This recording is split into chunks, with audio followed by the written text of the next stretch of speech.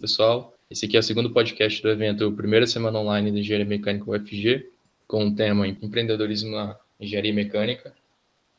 Eu vou começar aqui me apresentando. Meu nome é Alexandre, eu sou o presidente do Centro Acadêmico e eu estou aqui com dois convidados excepcionais, egressos da Engenharia Mecânica na UFG, que é o Mike e o Liego. Pessoal, se apresentem aí. Vamos começar pelo Liego. Conta aí pra gente um pouquinho da relação de vocês com o empreendedorismo, né? Boa noite. Antes de tudo, é um prazer estar aqui. Meu nome é Liego, eu sou da primeira turma de Engenharia Mecânica, aluno já egresso, graças a Deus. Entrei ali na turma de 2009, me formei em 2014/2, devido à questão do intercâmbio. Já saí diretamente no mercado e fiz bastante curvas aí na minha vida profissional, mas mais para frente a gente conversa um pouco sobre isso. Quanto ao empreendedorismo, existia desde o período da faculdade uma vontade grande em empreender e hoje eu consegui materializar isso. Hoje eu sou gestor de projetos, atuo de maneira independente, então eu presto esse serviço para grandes projetos Brasil afora.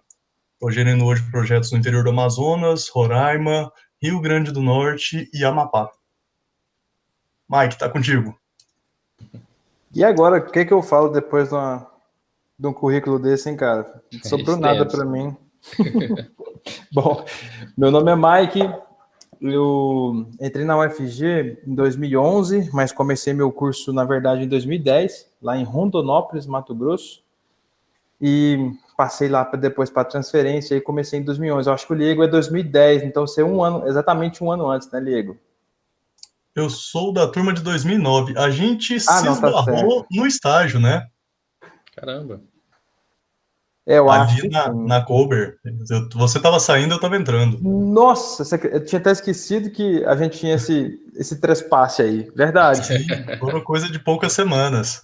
Muito bem, verdade, estava esquecendo. Então, aí em 2011 estava na UFG e já começa a piada, né, cara? Eu acabei meu curso final do ano passado, 2019, 9 anos e meio, quase 10 aí de faculdade. Mas muita coisa aconteceu, acho que mais para frente eu vou contar o que rolou também nessa bagunça aí. E sobre empreendedorismo, eu sempre tive muita vontade também, assim, acho que como Liego, durante a faculdade, de fazer algo diferente, algo também não só por ser algo próprio, mas fazer algo grande, algo diferente. Esse despertar foi basicamente quando eu comecei o estágio. Tem até, né, Alexandre, você gravou um podcast sobre estágio, acho que esse é um tema perfeito, inclusive acho que um dos mais importantes da graduação é o passo para entrar no mercado de trabalho, e foi quando eu comecei a estagiar que deu aquela abertura de cabeça mesmo assim, e foi dali que tudo começou, e muita coisa aconteceu. Vamos deixar para contar um pouco mais para frente. Show, né? Tem muita coisa para falar. Inclusive, quando eu estava pensando a equipe, né, estava pensando no tema do podcast, a gente pensou, poxa, mas é um assunto tão extenso, tem tanta coisa para falar, eu acho que em 1 hora não vai dar para falar, não, de tudo que a gente precisa falar, mas vamos pelo menos pontuar as coisas assim, principais, contar um pouquinho da história de vocês, e principalmente para começar mais a discussão e provocar mesmo os alunos a pensarem mais em empreender. Eu acho que é uma área que é pouco explorada ainda pelos alunos lá da mecânica. Então, mesmo que seja assim, ou criando um próprio negócio, ou criando um projeto, alguma máquina que atenda uma demanda no mercado atual, né?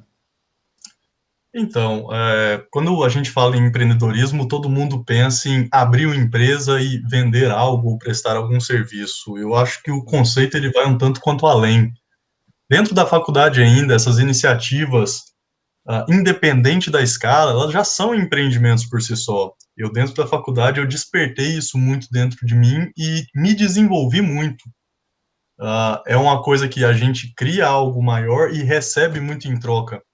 No meu caso, eu fundei o centro acadêmico aí, o CAEM, na época totalmente desorganizado, não tinha muita ideia do que estava fazendo, mas havia uma vontade de criar algo e uma responsabilidade sobre esse algo. Também tive participando ali nas semanas de engenharia na época, que não deixam de ser empreendimentos, não deixa de ser empreender. A gente começa a aprender aí a se relacionar com outras pessoas, a trabalhar a questão de mercado, a captar recurso, fazer gestão, a gerir os stakeholders. No caso, a universidade não tinha olhos tão abertos e nem tanta receptividade quanto aos eventos.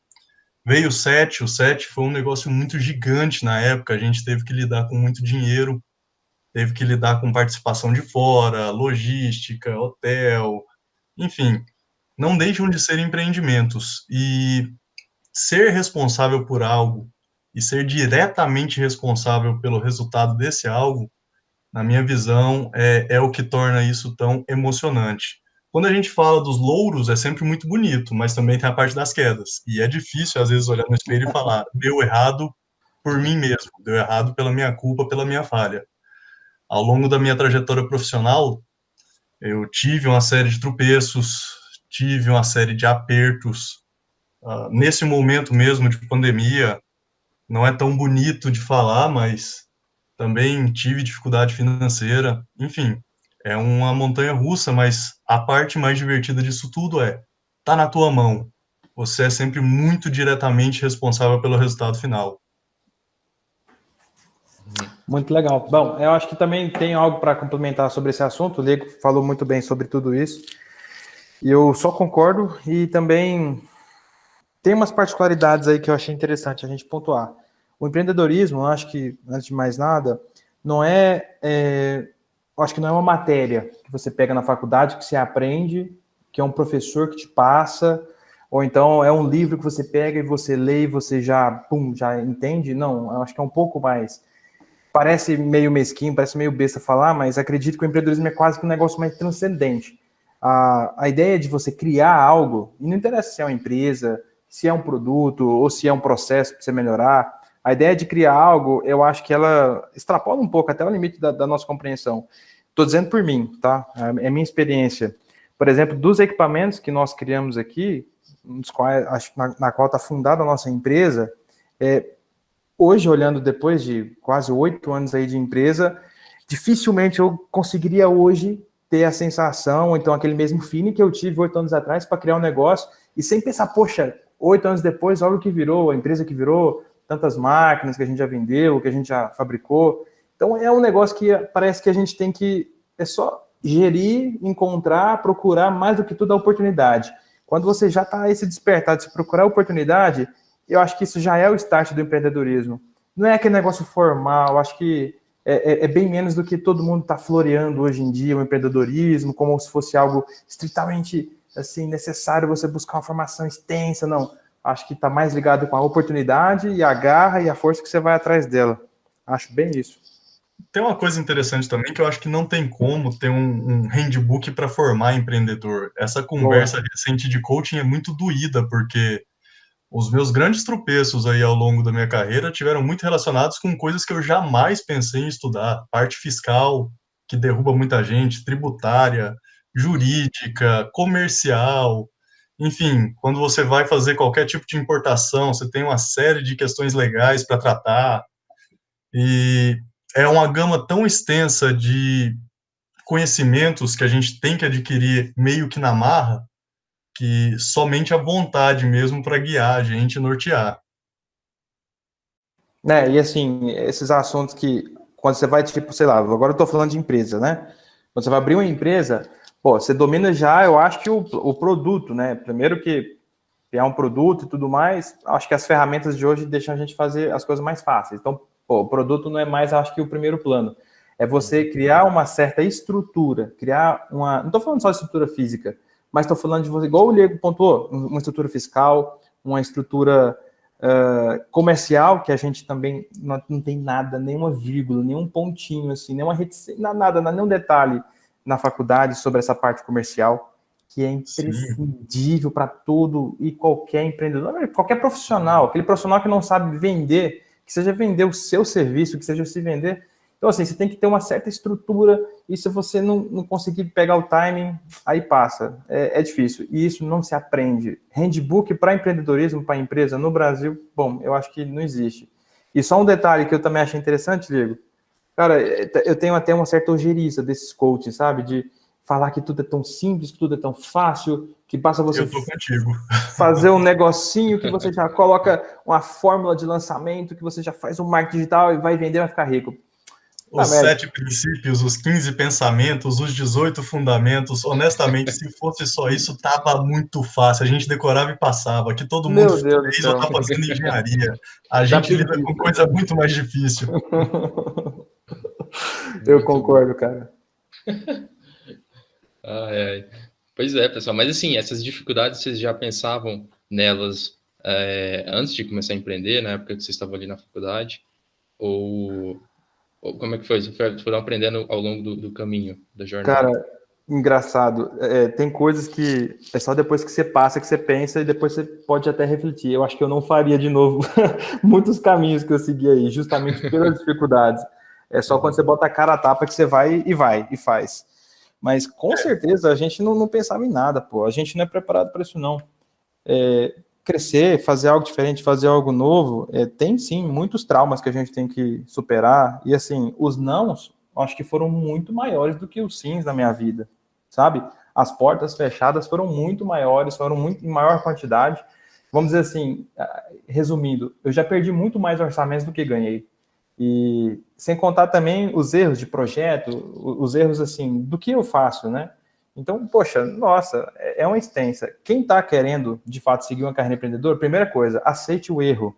O erro é a única condição, é a condição sine qua non para a perfeição. E a perfeição a gente nunca vai chegar.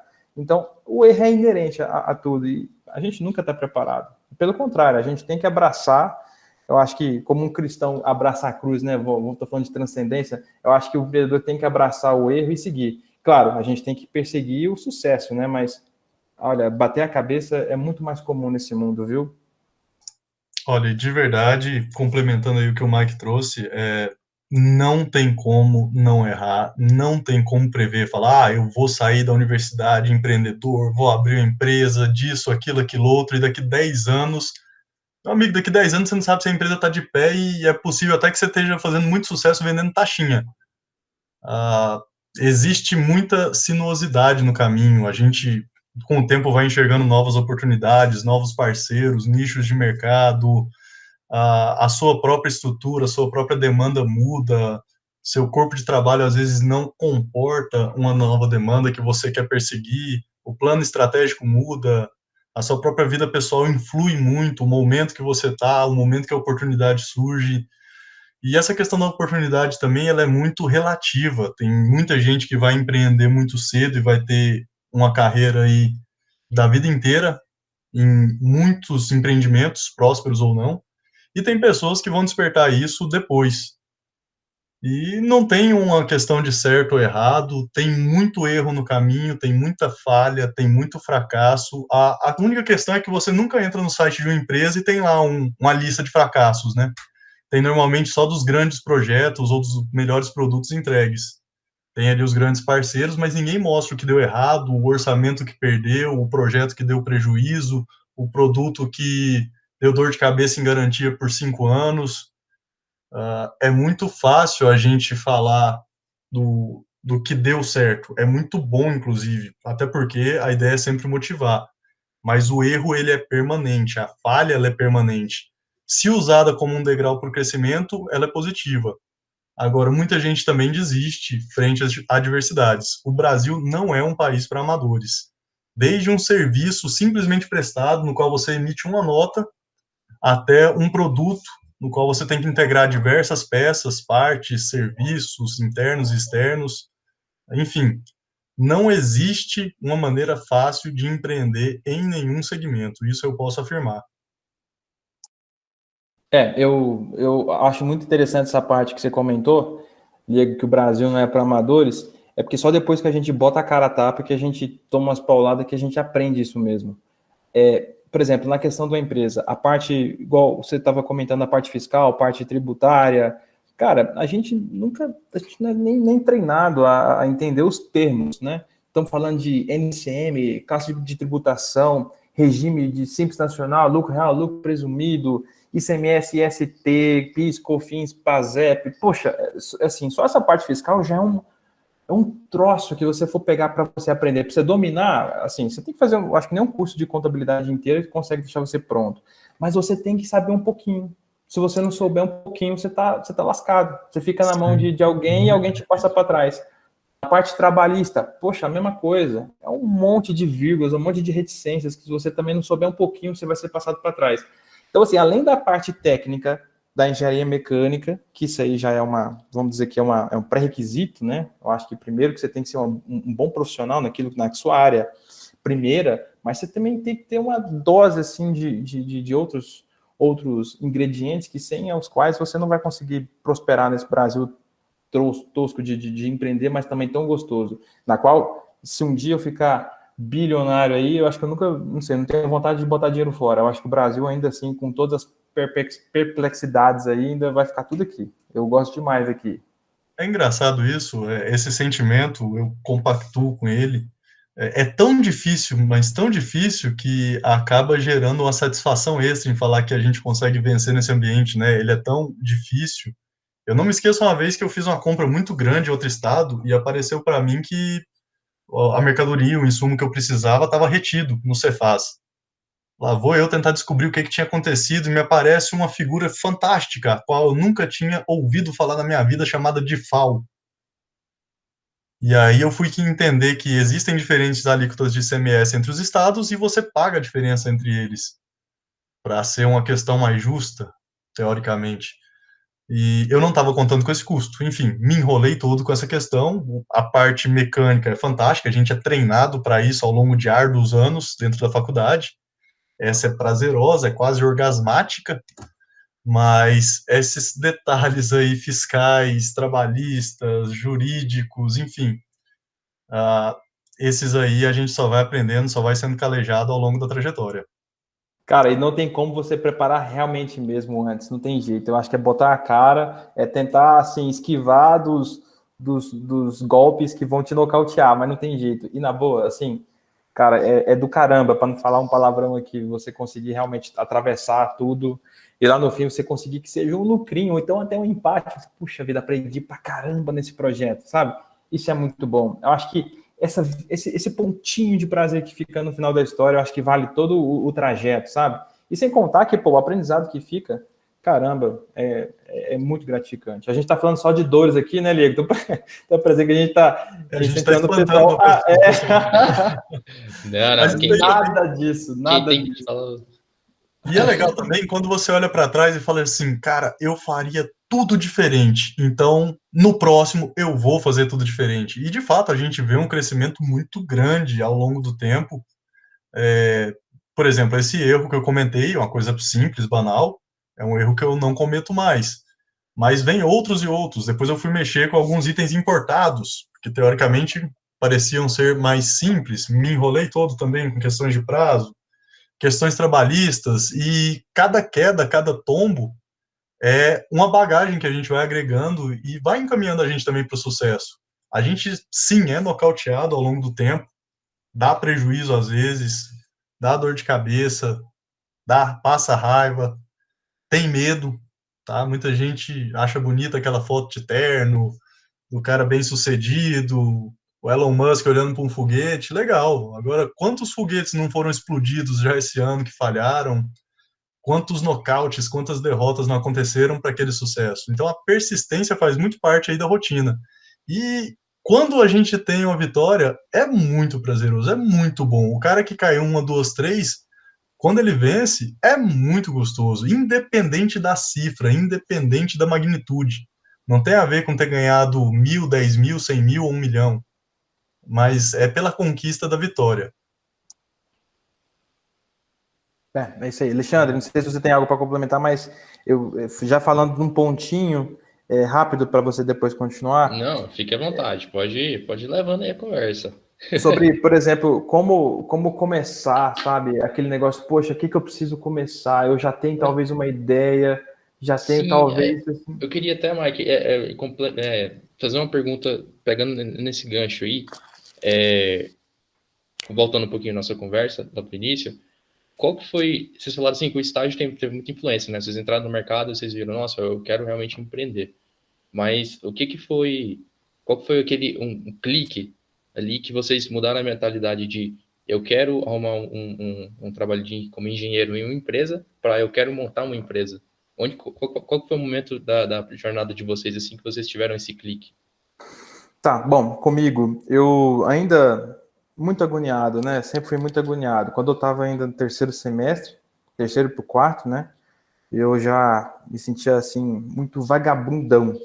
E, na boa, já fica até uma bronquinha para a maior parte da galera, acho que não só da mecânica, obviamente, mas depois que a gente percebe o quanto tempo que nós desperdiçamos, a nossa graduação, ainda mais que ela esqueci o termo, né? Mas ela é integral, né? De manhã, aulas de manhã, Isso, aulas à integral. tarde. A gente fica na cara, pô, não consigo fazer nada. Ah, não tenho tempo para nada. Meu irmão, tem tempo pra caramba sobrando. Quando eu me dei conta que eu tava perdendo vida, que eu tava jogando vida fora, eu falei, não, preciso fazer algo, vou começar. E aí eu fui e comecei a mandar currículo, comecei a mandar um bocado de coisa, e daí foi engraçado, foi gozado, você tá falando de estágio, eu peguei no Google Maps, isso lá em 2012, 11, sei lá, coloquei engenharia mecânica. Aí eu coloquei assim no Maps, apareceu um monte de pontinhos. Agora eu vou pegar nesses pontinhos, vou ver onde que é, vou começar a mandar e-mail, vou começar a mandar currículo. Veio cada bomba, meu Deus. Aí foi, mas assim que eu comecei. Aí encontrei um mega estágio, um estágio muito top, que é inclusive um dos meus, das pessoas aí mais influentes na minha vida, o Antônio Bernardes, que o Diego teve o prazer de conhecer, eu tenho certeza. É um baita professor, e ele me acolheu muito bem lá na Kober Elevadores, em Anápolis, que tem um escritório aqui em Goiânia também. E lá eu aprendi muito mais em 1 ano e meio do que eu acho que aprendi, assim, sei lá, em todas as matérias de projeto e tudo mais. E foi lá, sabe, quando eu peguei na mão na massa mesmo e falei, meu Deus do céu, eu achava que eu gostava de engenharia mecânica, mas não gosto não, eu amo esse troço aqui. De você desenhar algo, de você mandar cortar, dobrar, chegar a chapa, você solda, depois manda o cara dar acabamento, já vai para pintura, você vê o negócio pronto e fala, poxa vida, passou por cliques do meu mouse até virar um produto. Essa sensação assim do criar que foi para mim o despertar, sabe? E paralelo a isso, eu já estava com a anteninha ligada para outras coisas, sempre quis mexer com outras coisas, inclusive, e me apareceu uma oportunidade de um estágio antes da Kober. Eu tive um estágio de 3 semanas numa indústria que fazia máquinas para construção civil, betoneiras, mesas vibratórias e tudo mais, formas de bloco de concreto. E lá apareceu um doido lá, falou assim, olha, eu tenho uma máquina aqui que eu queria que vocês fizessem para mim, eu queria que vocês copiassem ela, é uma máquina para limpeza de cana-de-açúcar. E aí, os caras não quiseram pegar esse projeto, né? Deixou o cara muito frustrado. E na época, o pessoal lá dessa empresa falou assim, olha, Mike, você tá meio novo, você tá meio, assim, sem experiência e tal, eu acho que você vai demorar a pegar aqui as coisas aqui na empresa, você vai, enfim, você não vai, acho que dá certo aqui não, mas vamos ter que dispensar você, mas tem um negócio aqui, se você tiver interesse, você pode pegar para você fazer, e a gente não quer não, que a gente não tá interessado nisso não. Tá, beleza, manda para mim aí. Eu liguei pro cara. Aí o cara me explicou, não, porque eu tenho um negócio aqui em Goiânia, eu trabalho com caldo de cana e eu tenho umas canas para raspar, eu raspo na faca, meu pai tá ficando velhinho, não tá conseguindo. Me mostrou um vídeo no YouTube. Na época, cara, um celular não gravava vídeo direito. Imagina aqueles primeiros celulares gravando vídeo, era um vídeo. Sem resolução nenhuma. Aí o cara falou, eu preciso de uma máquina Mas isso vai dessa. entregar a sua idade. Eu tô com 28 anos, cara. Comecei com 19 para 20. Aí peguei o vídeo, olhei e o cara perguntou, você dá conta de fazer?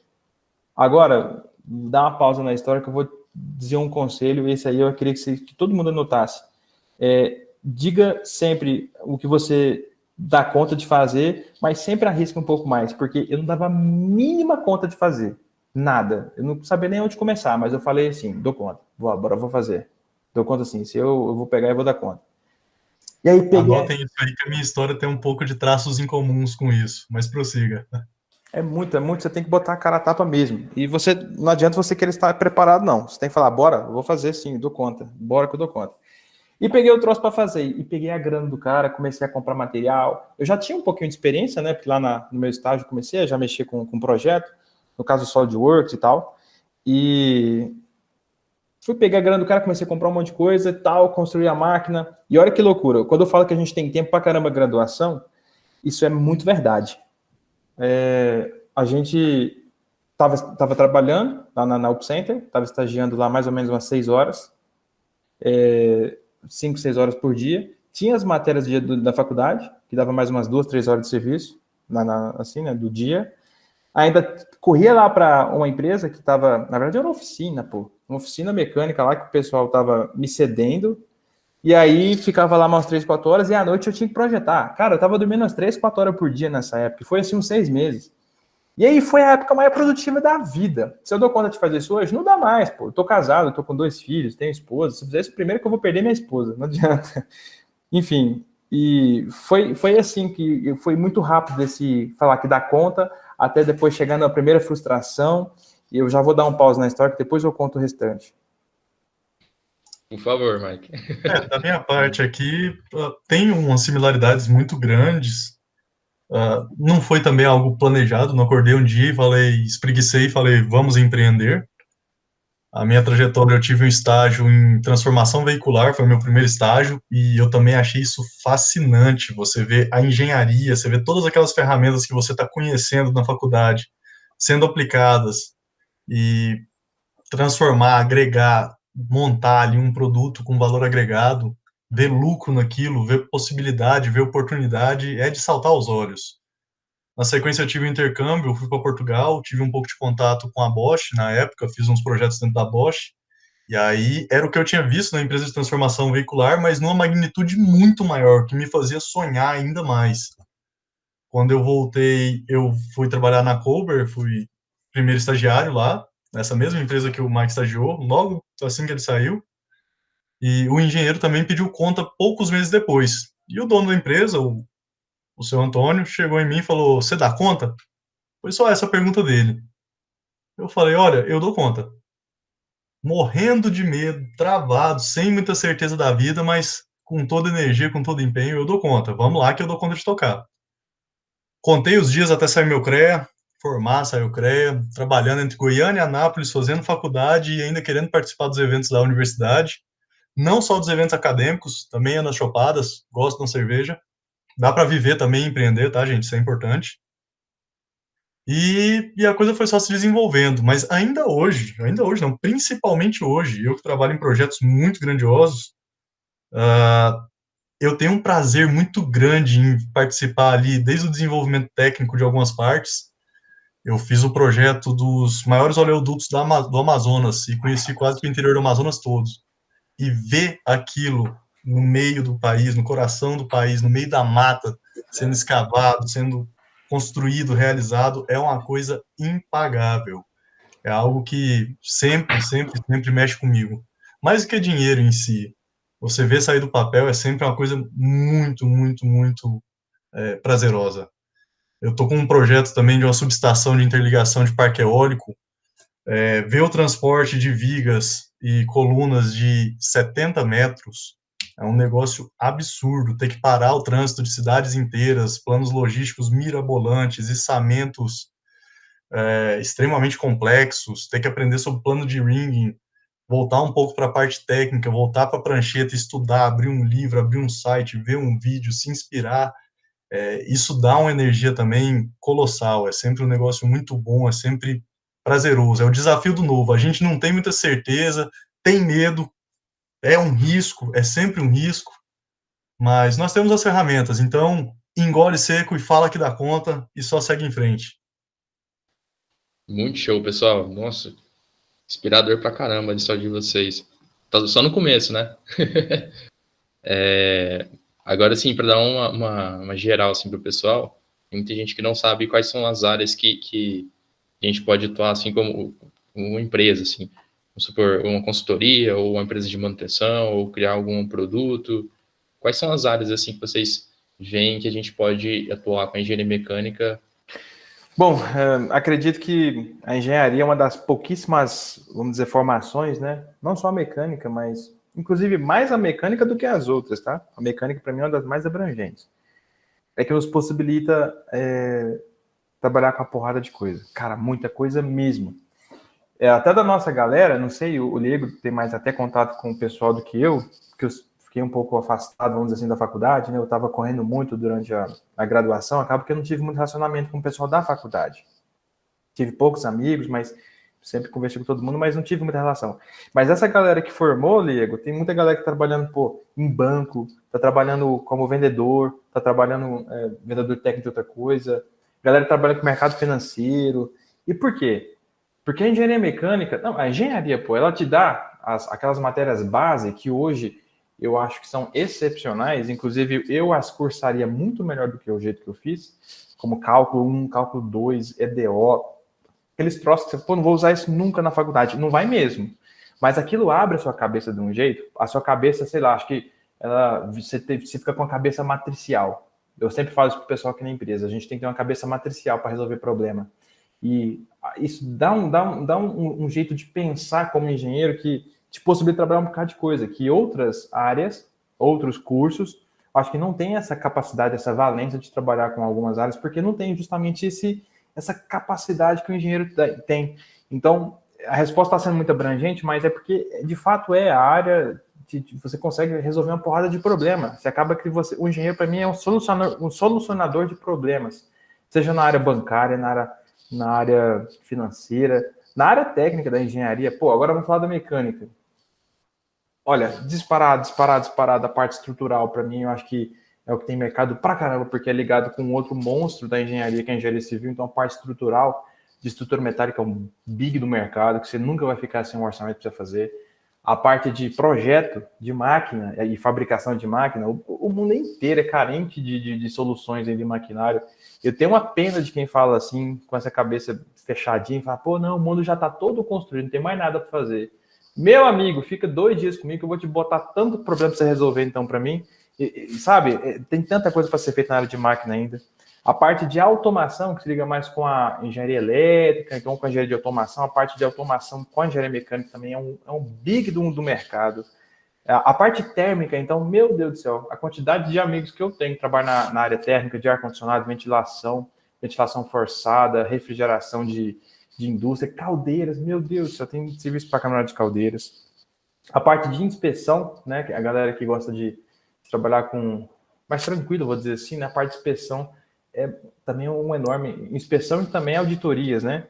Assim, eu tô falando aqui, mas já vai vir na minha cabeça um bocado de outras coisas. O leque é de fato infinito. Se a gente for continuar aqui, dá ementa de 3 cursos de engenharia mecânica. 4.000 horas de curso eu acho muito pouco, viu? Para a quantidade de coisa que o engenheiro faz. Eu vou pegar um pouquinho só do que eu já passei na vida. Vamos lá. Primeira empresa, transformação veicular. Então, eu trabalhei aí com projetos de máquina muito relacionado com a parte elétrica também, né? Afinal, tudo que a gente monta basicamente tem que ligar, desligar e funcionar da maneira correta. E normalmente a fonte de energia é energia elétrica. Então, apanhei muito na cabeça naquela época, porque eu dizia que a engenharia mecânica era suprema e sozinha. Já no meu primeiro estágio, tive que engolir seco e aprender um tanto de elétrica. Na sequência, eu fui lá para a empresa de elevadores. A gente, além dos processos de fabricação, era uma empresa que trabalhava quase toda a gama de processos de fabricação que a gente vê, usinagem, soldagem, processos especiais. Na minha época teve um CNC lá, tinha uma mesa de plasma, corte, dobra, estamparia, enfim. Então, muita coisa aí na parte de processo de fabricação. A parte de projeto de máquina em si, era onde a gente ficava mais alocado, atrás ali da prancheta, né, a prancheta moderna, SolidWorks. Depois eu fui trabalhar numa grande cervejaria, fui trabalhar na Ambev, tive que aprender muito da parte de produção, ganhei e saí muito na frente de todo mundo por trabalhar muito facilmente com a parte de manutenção. Então, quando a gente fala de uma linha de produção grande, complexa, eu trabalhei em vários lugares do país pela Ambev, eu trabalhei em Pernambuco, trabalhei em São Paulo, interior de São Paulo, e o simples fato de saber um beabá de manutenção faz a gente sair muito na frente e não sair vendido. Depois eu fui para o Canadá, tive a oportunidade de estudar bastante e até trabalhar um pouco com qualidade. Era uma gama que eu nunca tinha pensado em explorar, mas foi interessante para mim, aprendi muito. E quando eu regressei ao Brasil, eu fui convidado, meio que por acidente, numa mesa de bar, a trabalhar com gestão de projetos. Eu tinha feito uma pós há um tempo atrás, e hoje eu trabalho essencialmente como gestor. Então, eu trabalho com recursos terceiros, eu basicamente vendo um capital intelectual.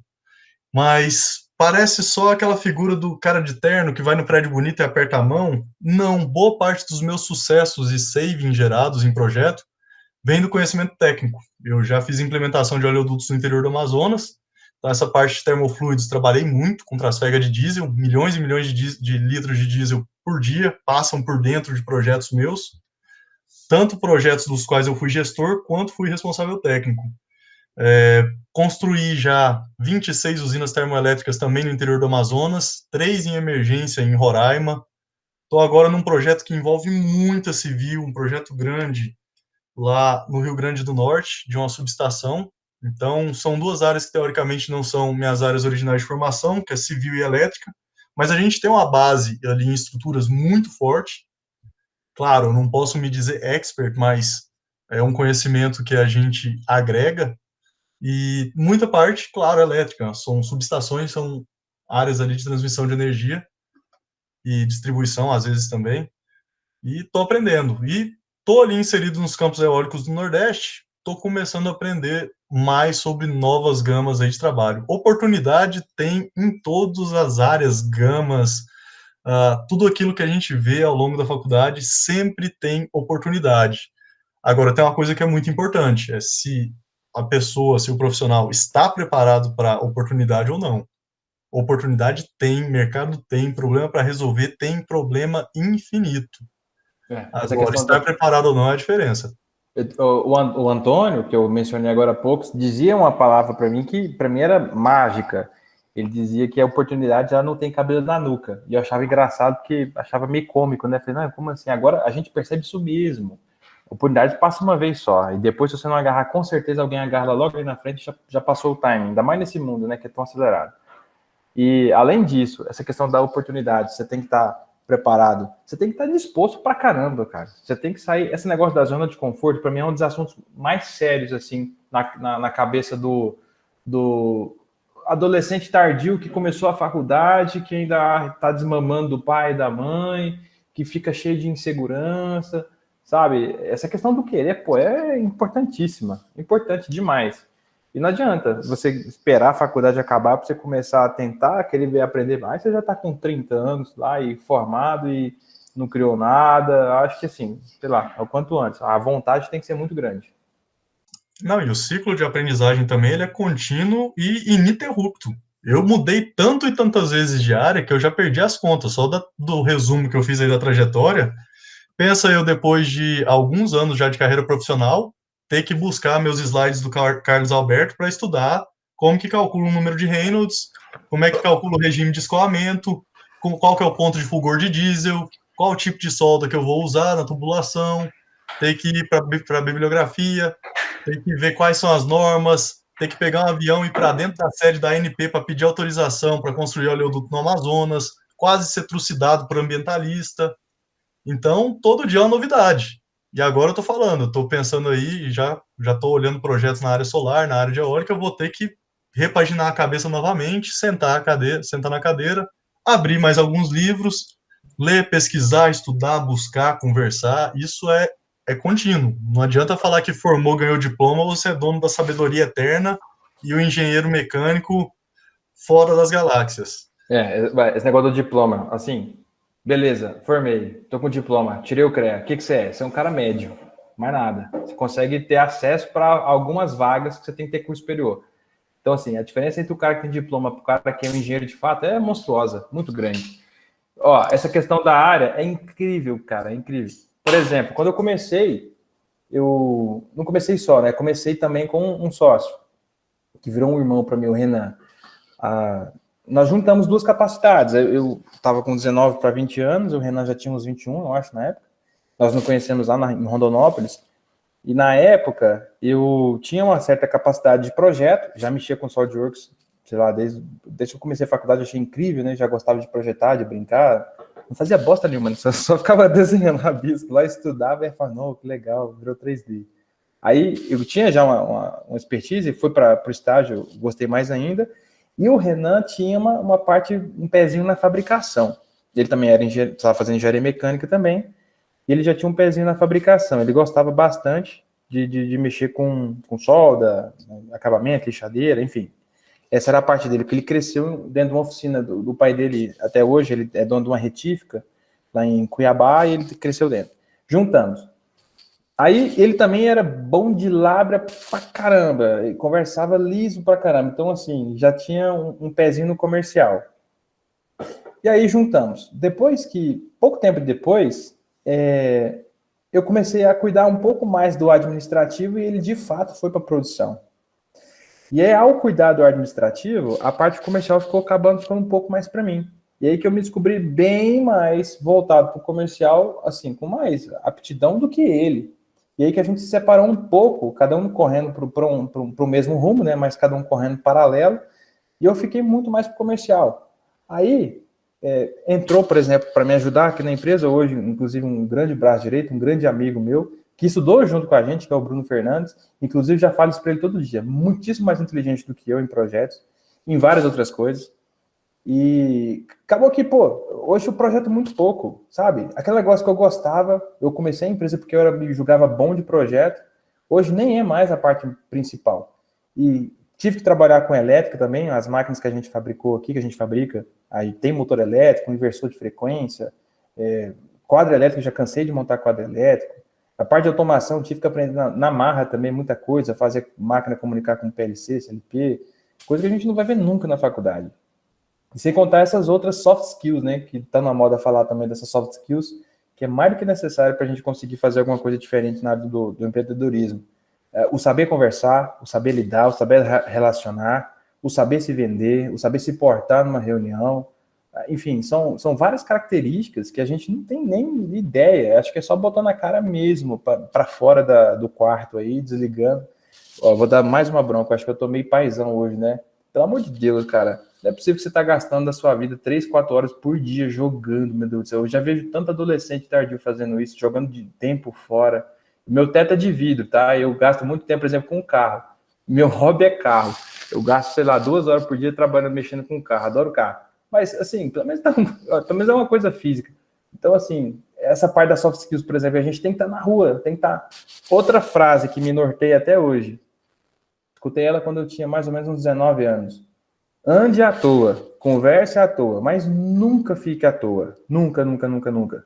Só de você estar ali, sabe, conversando com alguém, por exemplo, essa parte das soft skills aí, que também é interessantíssima e importantíssima para qualquer pessoa que quer empreender. Eu saber conversar. Eu saber conversar bem, ter uma boa comunicação. No começo, na faculdade, eu sempre fui um cara muito ansioso e muito tímido. Embora eu seja bastante extrovertido, sempre fui muito tímido. Quem me conhece de verdade sabe que eu sou muito tímido. E apresentar trabalho na faculdade suava inteiro, dava diarreia, ficava maluco, ficava doido. E assim, fugia, tive insônia pra caramba. E fui enfrentando isso. As primeiras reuniões, nunca esqueço, a primeira vez que eu fui conversar com o primeiro cara bilionário que eu conheço. Inclusive, assim, que eu conheço perto é o único. Meu Deus do céu, foi 3 horas de banheiro antes, pedi para parar no meio da reunião, fingiam que estava querendo ir no banheiro só para dar uma respirada, enxugar o suor da testa e tal, e crise de pânico.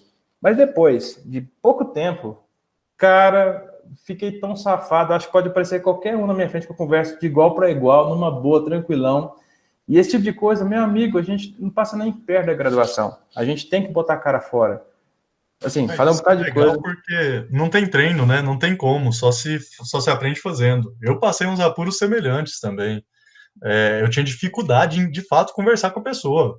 Você falava assim, cara, eu vou pedir dinheiro dessa pessoa para fazer algo. Eu não sabia nem como abordar.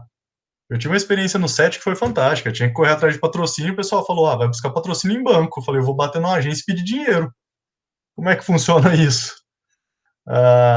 E um ponto que você tocou, Mike, e que é uma coisa que também me dá muito prazer em empreender hoje, é a questão das pessoas. Eu tenho hoje alguns estagiários, tenho algumas pessoas que respondem diretamente a mim na parte técnica, eu já basicamente não faço nada da parte técnica, e eu fico muito satisfeito em conseguir dar uma atenção e formar pessoas, e muitas delas muito melhores do que eu.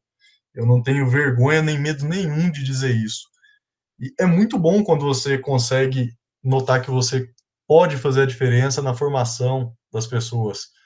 E são pessoas que lá na frente, inclusive, podem ser meus possíveis clientes, ou meus fornecedores, ou trabalhar de ombro a ombro comigo. É muito gratificante quando as pessoas vão passando ali pela sua carreira profissional e elas vão ficando. Você vira tanto uma referência e você também ganha novas referências, de maneiras diferentes de fazer, maneiras melhores, piores, estranhas. Eu conheci muita gente, tenho conhecido muita gente, e essa questão do empreender, eu acho que te alavanca muito nessa questão do nome bonito que muito coaching gosta de falar também, que é o networking. Então, hoje eu tenho uma gama de profissionais, uma gama de expertises acessíveis a um toque de celular. E isso é muito, muito gratificante também, muito legal, muito além da área técnica. Desde uma pessoa que faz um comercial muito bom, a um grande projetista, a um exímio eletricista, um grande mestre de obras, um cara ali bom da civil, o mega empresário, o multimilionário, dono da concessionária, grandes nomes da Ambev, tive contato muito próximo, grandes gerentes, diretores. Você vai colecionando uma gama de pessoas que fazem o jogo, o negócio em si ficar sempre interessante. Sempre tem uma novidade aparecendo. Muito bom, pessoal. E pegando o gancho aí também dessa parte de soft skills, uma coisa que a gente vê muito lá na faculdade, e que principalmente os professores falam bastante, é sobre as extensões, né? Os projetos de extensão, os projetos de pesquisa que tem lá dentro da universidade. Então, até o centro acadêmico e a atlética também são ótimos grupos para você adquirir esses soft skills que o mercado exige, né? Então, eu queria saber um pouquinho de vocês, qual foi a participação de vocês nesses projetos dentro da universidade e no que agregou para vocês, que vocês utilizam hoje e falam assim, poxa, que bom que eu fiz parte daquele projeto, que hoje eu utilizo e foi fundamental na minha formação. Ó, por exemplo, meu primeiro contato com SolidWorks, que foi para mim, durante os 3 primeiros anos de empresa, a ferramenta mais importante, inclusive é o que me deixou hoje, assim, com capacidade de criar as coisas, foi o SolidWorks. Eu aprendi lá na UFMT, no primeiro semestre da faculdade, porque eu entrei no Baja. O Baja, então, é uma escola, assim, magnífica, essa parte de projeto. Para engenharia mecânica, o Baja, tem o Aero, não sei como é que são os nomes aqui na faculdade, na UFG, porque não tenho muito contato com a galera, mas uma coisa eu percebo. Agora até o Bruno, que inclusive também fez parte do Baja, a galera que participa, por exemplo, desses programas, eles saem assim na frente, assim, como se fosse uma flecha depois da graduação. Porque a pessoa já passou por um bocado de coisa. Parece meio pequeno, né? Poxa, no Baja tem, sei lá, 7 subsistemas e tem 5 pessoas para cada um. Eu estou cuidando da porca que vai apertar a conexão do freio. Meu amigo, mas até chegar lá, você já conversou com um bocado de gente, já viu um monte de coisa interdisciplinar. Então, com certeza, absoluta certeza. Para mim, eu acho que tinha que ter muito mais projetos. E a faculdade, eu acho que investe muito na parte acadêmica, mas eu acho que tinha que ser um negócio igual a medicina faz. Como é que é o termo? É PBL? Eu até esqueci. Que é aquela que o médico vai fazendo a faculdade já dentro do consultório do primeiro dia, dentro do hospital do primeiro dia. Para mim, a engenharia tinha que ser do mesmo jeito. A engenharia tinha que ser mão na massa o tempo todo, do começo ao fim. E com certeza, eu acho que é uma condição primária. Se tivesse como mudar até, se algum professor escutar isso aí, que leve isso aí para frente, mas tivesse como mudar a grade para colocar como hora obrigatória, você participar de algum programa, que seja um Baja, um Aero, que seja, sei lá, qualquer outra coisa, bicho, é necessário demais. É importante pra caramba. Da parte de soft skills, eu passei uma série de perrengues no início da faculdade. Eu vim com aquela mentalidade de ensino médio, que se daria bem na vida quem tivesse a maior nota. E eu fui pré-programado, entrei na faculdade assim. Foi quando eu sobrevivi a cálculo 1, as notas foram uma porcaria. Física também não foi nada muito bonito. Acho que a única coisa que foi legal no meu primeiro semestre, a termos de nota, foi desenho técnico. E aquela tragédia, aquele mar de sangue, você já se pergunta, será que eu sou suficiente? Será que eu sou bom? Eu passei o ensino médio inteiro com notas e médias bonitas e agora eu não sou ninguém e estou começando a achar que eu sou burro. Mais um pouquinho eu vou ter certeza. E fui procurando também atividades paralelas para tirar um pouco isso, né? Um pouco desse trauma. Cara, desculpa atrapalhar seu áudio, velho, mas é porque tá no mudo aqui, né? Mas eu rachei tô achando que eu sou burro. Não, eu já tenho certeza ali, com certeza eu sou muito burro. eu acho que todo mundo que entra na engenharia compactua com isso aí, né? Compartilha desse sentimento dolorido. A vida não é mais um mar de rosas, é quase um mar de sangue. E no ensino, desculpa, cara, de novo, mas no ensino médio, nota lá, igual você falou, nota 10. Aí você tira lá um 4, um 5 em cálculo, que desgraça, velho, não é possível, eu sou burro pra caramba. Aí tu vê seu colega do lado tira um 7, 8. Meu amigo, aí dá vontade de suicidar mesmo, com o dedo aí dentro do você olho. começa a implorar por um 6, antes a meta era 10, você queria ser o melhor, o cara mais, e aí você já tá feliz com 6, Ai, enfim. ai. A realidade, ela dói um pouco, mas eu comecei um pouco nessas atividades extras, mais para sair um pouco dessa paranoia. Só que eu sempre fui muito centrado nessa questão de nota, parte técnica e tudo, e tinha uma dificuldade muito grande para comunicar. Hoje eu não tô nem aí se me jogar na frente do auditório, numa sala de reunião, em outro país, num podcast, enfim. Essa questão de me soltar, de aprender a comunicar, é um negócio que fez uma diferença muito grande na minha vida como um todo. É um negócio que me abriu muitas oportunidades. O meu primeiro estágio, inclusive, ele foi conquistado na conversa. Eu fui para uma entrevista com 6 pessoas, todos eles mais avançados do que eu no curso, de outras faculdades, e eu comecei a conversar, a querer entender o que era a problemática. Acabou que a gente esqueceu da entrevista, o dono da empresa esqueceu dos outros candidatos, foi me mostrar os produtos dele, empolgou, foi contar a história da empresa, e no final ele só me pediu para voltar no outro dia, ele não me falou se eu estava contratado ou não. E, enfim, comunicação, conversar, aprender a colocar as ideias para fora, a ouvir, a entender, a sistematizar as problemáticas, a vender as soluções. A gente passa muito tempo fazendo isso. Eu passei muito apuro quando eu participei ali na segunda leva da empresa Júnior. Eu cheguei a ser, inclusive, presidente da Elo Engenharia, e era um momento que ela não era de forma alguma aceita dentro da universidade. Tinha alguns professores apoiadores, mas, no geral, era um negócio quase clandestino. Não havia movimento Empresa Júnior naquela época, não tinha MEG apoiando a gente. Inclusive, foi o contrário, a Elo apoiou muito o MEG, na época tinha a Cipal também, que já era um tanto quanto grande.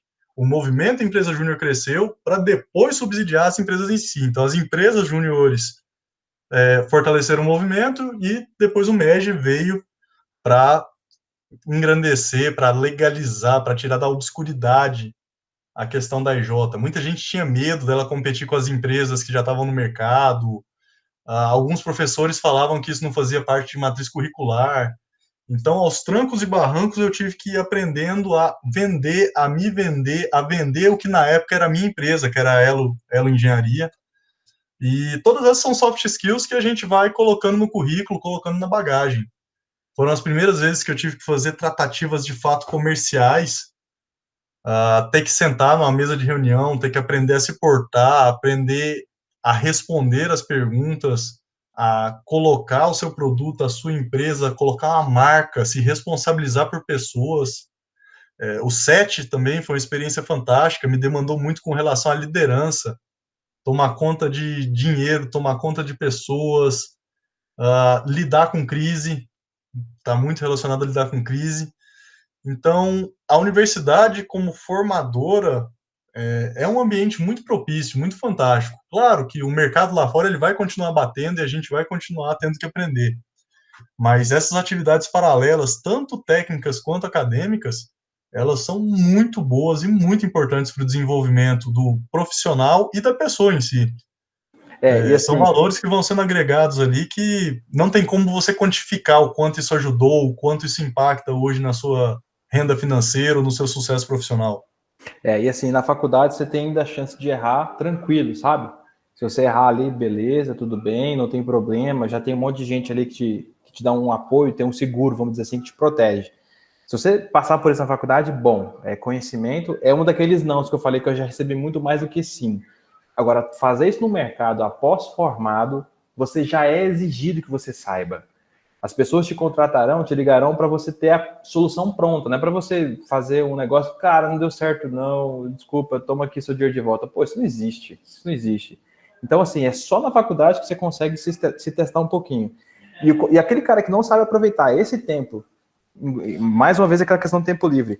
Meu irmão, o seu dia tem que estar cheio, cara. Se você está agora na graduação, inclusive nos primeiros semestres, que é pós-ensino médio, aqueles que têm condição, assim, pelo tempo, que são a maioria, meu irmão, você tem que preencher seu dia de coisa, inclusive colocar como pauta principal uma excelente graduação, que me fez muita falta. Comecei muito cedo, aí tive que fazer 3, 4 matérias, 2 matérias, uma matéria por semestre, então minha graduação foi bem deficiente em alguns pontos, porque eu estava correndo com a empresa. Então, além dessa parte do estudo normal, da graduação, cuidando da empresa e tudo mais, tive a parte também, minha parte pessoal também, que casei com 24 anos, tive filho, nós engravidamos depois de 2 meses que estava casado, passei por tudo isso, sabe? Eu preenchi meu dia pra caramba. Aquele cara que só passa a graduação inteira fazendo o básico, meu irmão, quando chegar na hora do mercado, esse cara vai estar puta inseguro, já vai estar com um monte de resistência. Eu vou falar por mim, pô, eu tenho uma grande resistência de chamar alguém para trabalhar comigo, alguém que fez só o beabá, só o básico, na faculdade, aquele cara que não fez nada. Aquele cara que fez Eu vou dizer mais, eu não contrato. Não, pô, obrigado, eu tô com vergonha de falar, mas nem a pau, não passa nem na porta. Só para me dar conselho, porque para botar junto aqui, para correr junto comigo, não tem jeito, cara. Não tem jeito, o cara tem que ter sangue nos olhos, o cara tem que preencher o tempo. Para mim, o cara que passa a faculdade inteira só cursando, tirando nota boa, é um puta de um preguiçoso, porque esse é o caminho fácil, cara. Não adianta. Eu acho que tem que ter muito tempo, você tem capacidade de tempo, cara. E eu vou oportunidade na faculdade tem demais. Essa questão do tempo que você bate tanto na tecla, quem quer empreender, cara, não existe essa questão de 8 às 18 não, tá? Eu, pelo menos, eu nunca tive um dia na minha vida assim, sei lá, desde sempre que foi das 8 às 18.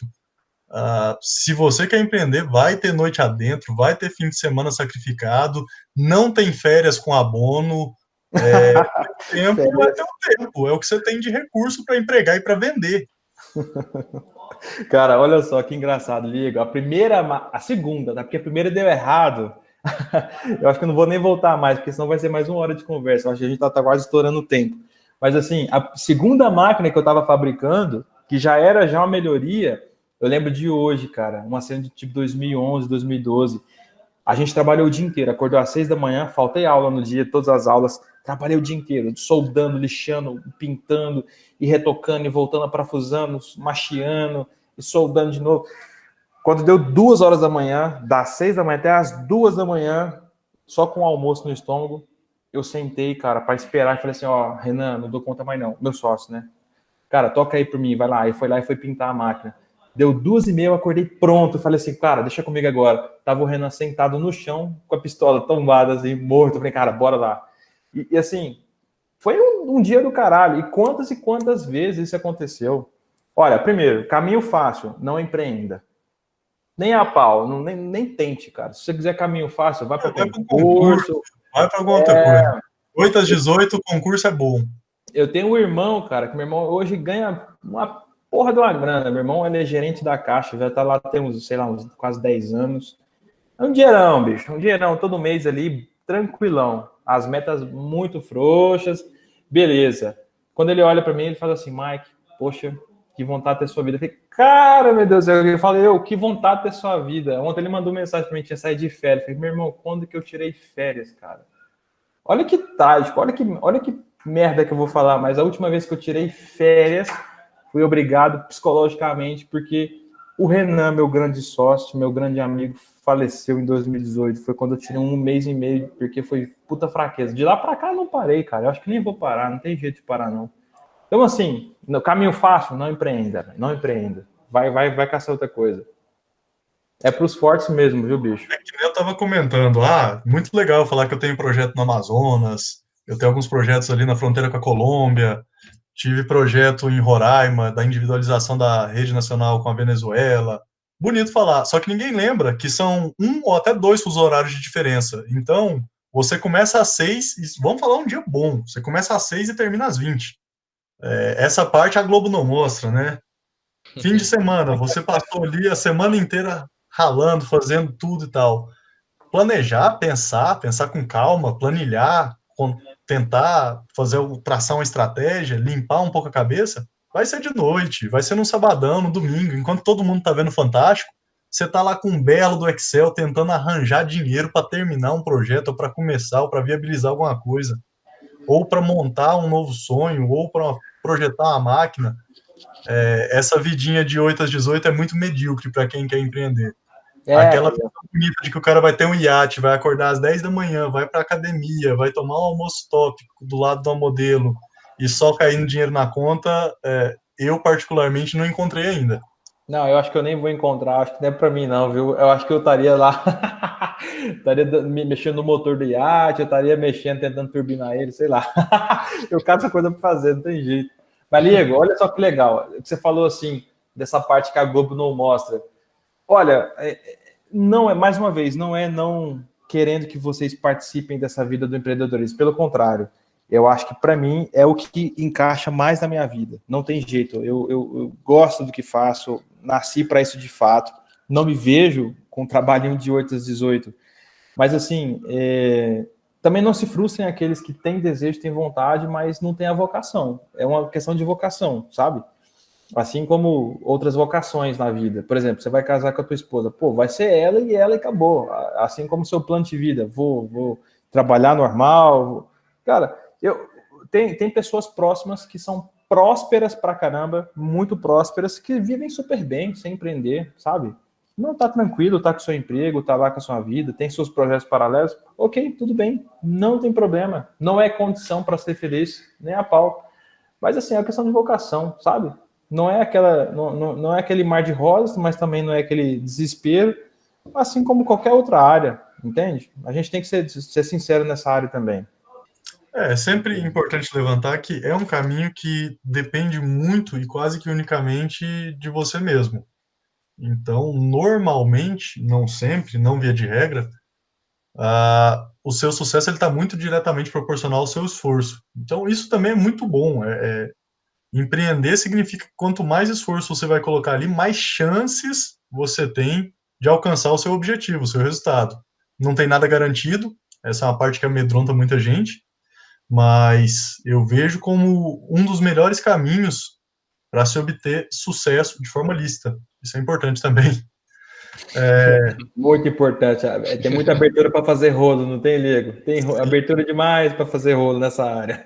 Empreender também tem esse ponto interessante, né? Muitas vezes a gente é colocado na parede e se pergunta sobre os próprios valores, porque tem muito atalho, tem muito caminho alternativo, por assim se dizer.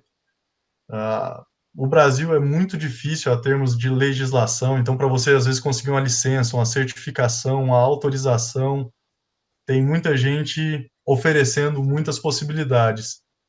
Então, tira a noite de sono, te faz questionamentos, mas é também muito prazeroso, dá retorno, é muito gostoso ver que você construiu algo que é fruto do seu suor, daquela noite virada. O Mike colocou um exemplo aí que virou uma noite, mas dali saiu um produto, dali saiu um resultado. Eu já virei várias e várias noites, já perdi o sono, enfim, já passei muita raiva, muito apuro de não saber mais o que fazer e vem a luz e a gente continua. Então, no pain, no gain, claro, tem a dor, tem o ganho. Essa é a parte boa, essa é a parte que a Globo costuma mostrar, essa é a parte que vai para o site da empresa, para a fotinha do Instagram e assim por diante.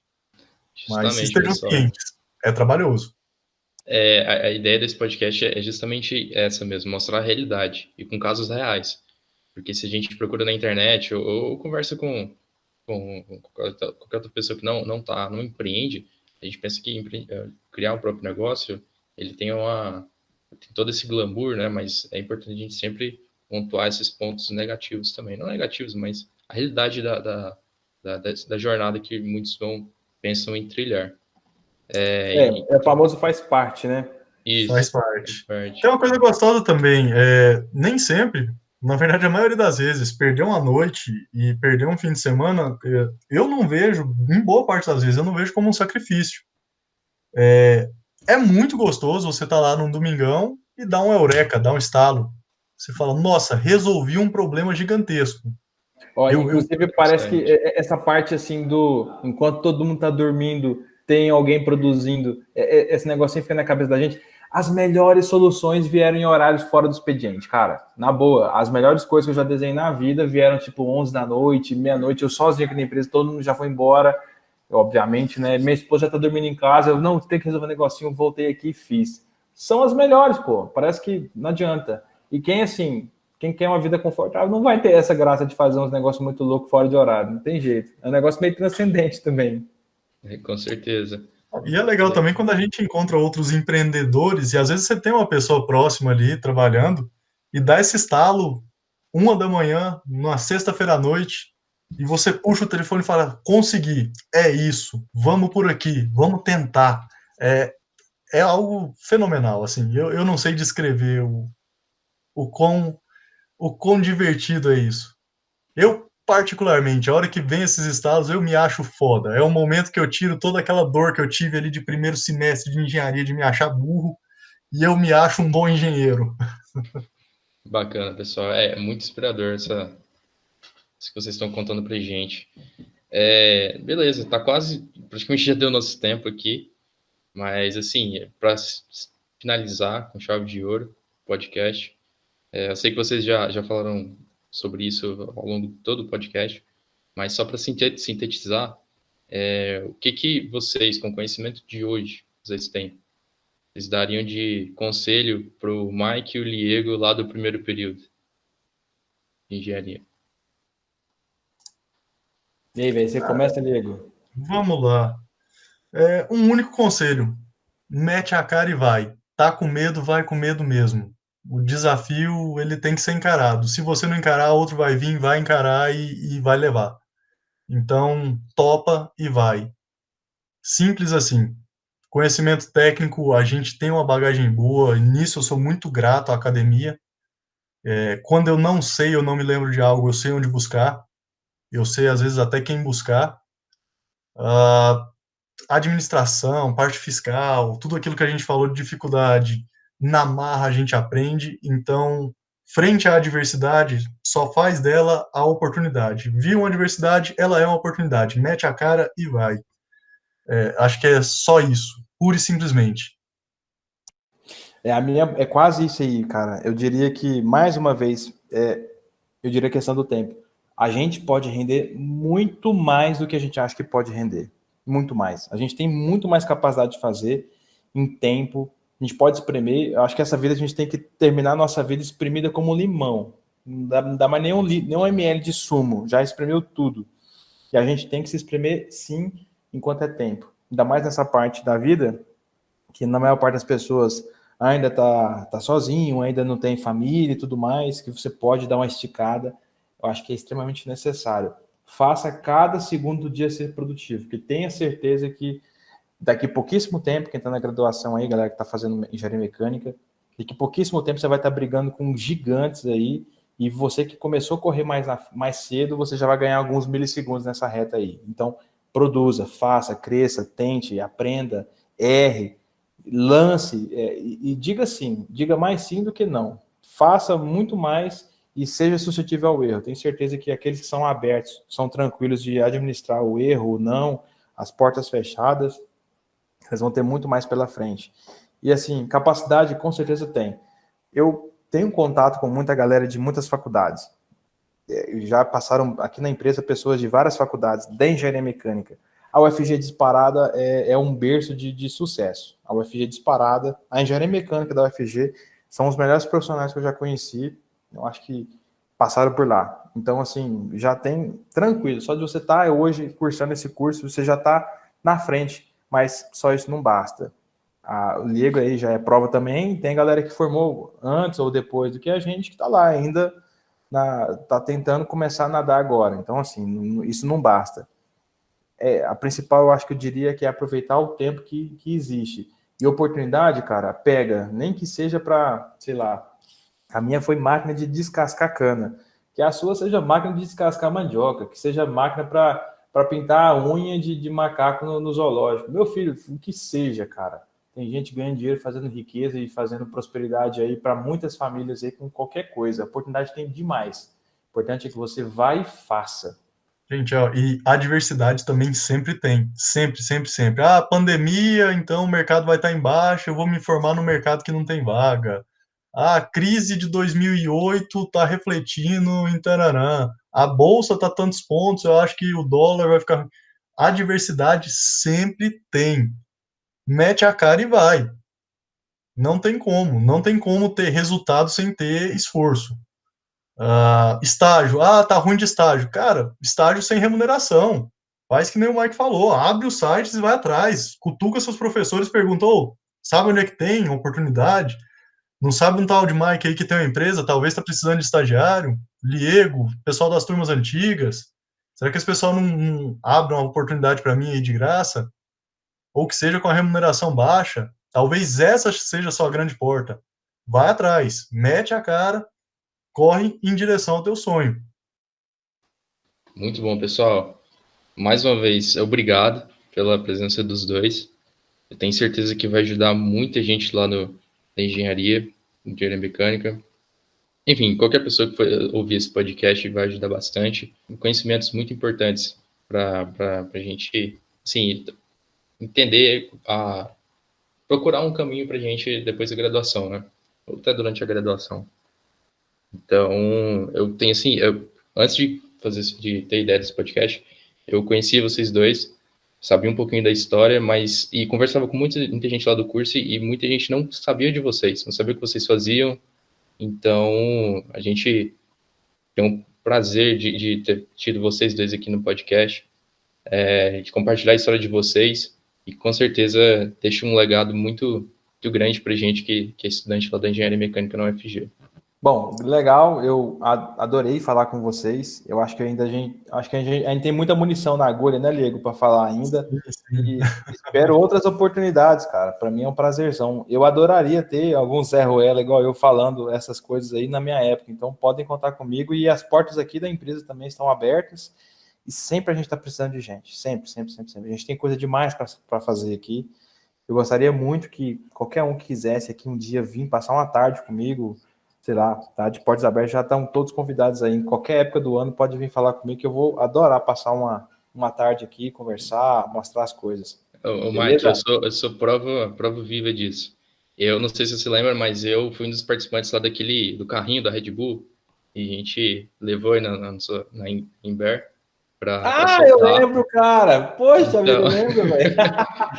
e foi Nem dei tanta maravilhoso. atenção, eu tava muito atarefado no dia, eu nem consegui dar muita atenção, velho. Não, mas foi muito bom. A gente conheceu de perto como é que funciona lá a empresa no geral, assim. Vocês foram muito atenciosos com a gente, ajudaram bastante. Então, até meu agradecimento aqui, eu não sei se eu cheguei a agradecer pessoalmente, mas muito obrigado, vocês ajudaram a gente demais. Então, Bom, cara, que bom. Fico feliz pra caramba. Que vem os próximos aí. com certeza. Eu também fico muito honrado aí com o convite, sempre à disposição. Conforme o Mike falou, na nossa época também a gente não teve muita gente para conversar com a gente, para inspirar, para apontar as direções. Foi meio que na marra. Que bom que está dando certo por hora.